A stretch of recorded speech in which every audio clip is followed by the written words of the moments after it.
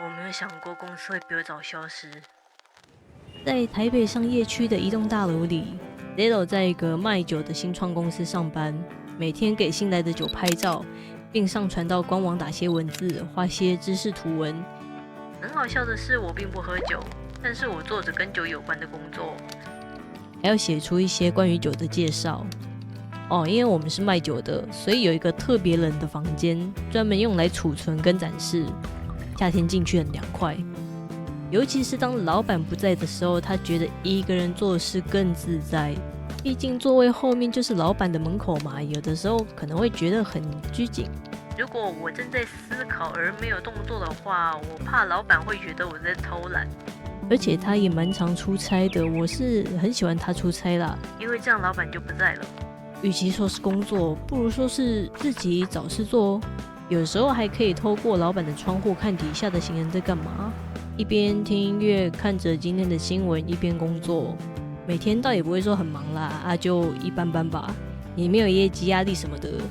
但我也不会觉得说我的工作很重要，我并不觉得我是重要的人。也许送货的司机还是每个月来一次的会计都比我有用多了。虽然老板是个好人，但是开公司可能不是很在行。之后老板还雇了一个业务小姐，虽然 Zero 并没有负责销售的事情，但说真的，他多少也感觉得出来公司好像没有在赚钱。都是老板的同一个朋友来拜访，没有新的客人来。而且当有人来拜访的时候，他们会抽雪茄，即使关上门来也挡不住那个烟味，超臭的，需要戴口罩。1年之后 ，Zero 听说公司要解散了，他也确实被遣散了。以一个新创公司来说，1年就知道要收手了，算是很聪明的吧。没想到公司会比自己还短命这也是第一次体验。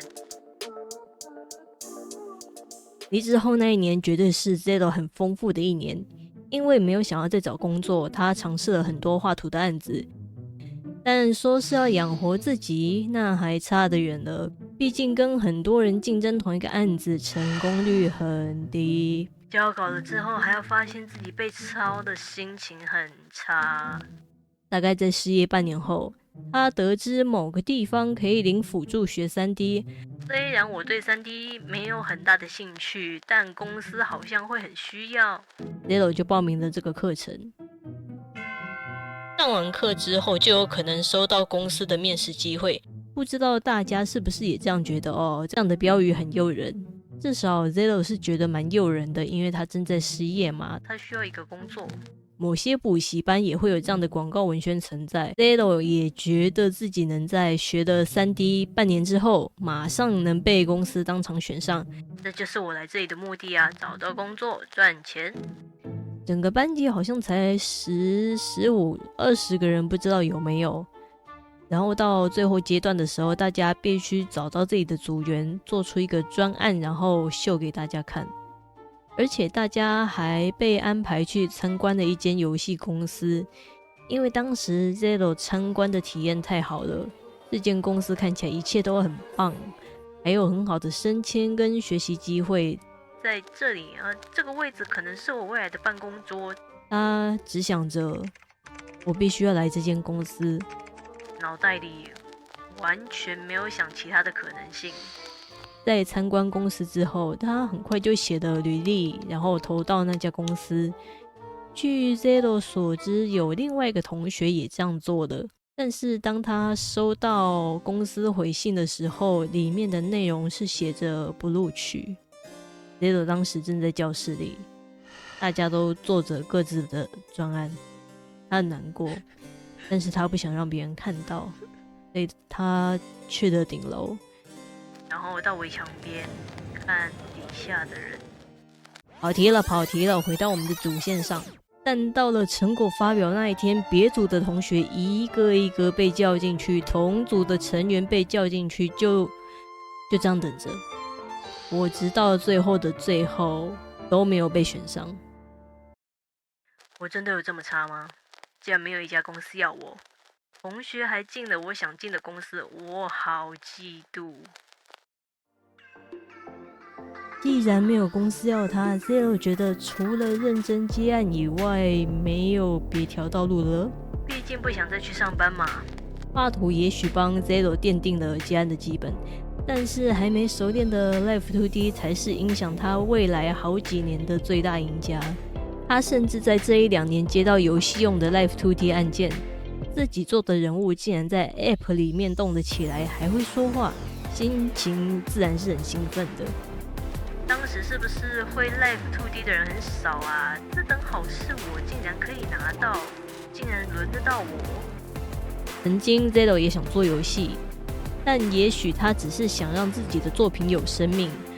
Life2D 不小心帮他实现了这个愿望，还实现了10几次。之后随着他越研究 Life2D， 把 Life2D 当成一个服务之后，客人跟案子越来越多，比画图还稳定。当时 Zero 甚至还有个中国经纪人帮他接受中国的 VTuber 案子。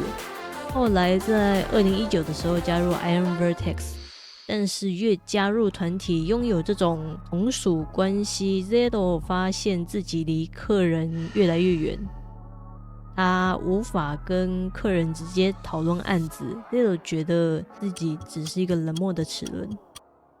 可能有一些人很需要一个经纪人来帮自己做一些不想做的事情，像是拒绝案子、提出价格那些花费时间的事情。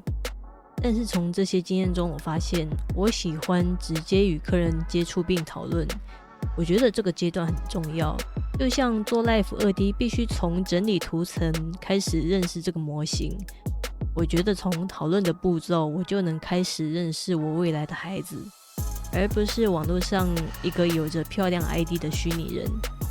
他最终还是选择了自己一个人，回到了台湾市场。Zero 就专注做模型，直到现在。其实我也可以做游戏的啦，只是大家好像看我做 VTuber 做得很好，就一直让我做 VTuber， 但是甜蜜的困扰吗？ Life2D 不只帮我实现了那个不认真的游戏梦，还因此达成了自由接案好几年。说真的，我常常忘记能靠自由接案过活的人其实是少数。我很容易忘记我自己是幸运的，甚至因此遇到很多珍贵的客人、有名的客人、各国的客人。我可以当各位 VTuber 孩子的爸爸。很难搞的客人当然也存在啦，但那只是少数而已，又不是天天发生。看自己的作品活着，就如同 Life2D 字面上的意义，是一个像魔法一样让人觉得感动的存在。他们不只活着，还会成长。我可以看着我的作品留下他们的历史跟记忆。有 Life2D 在真的是太好了呢！希望 Life2D 也能保持下去。10周年快乐！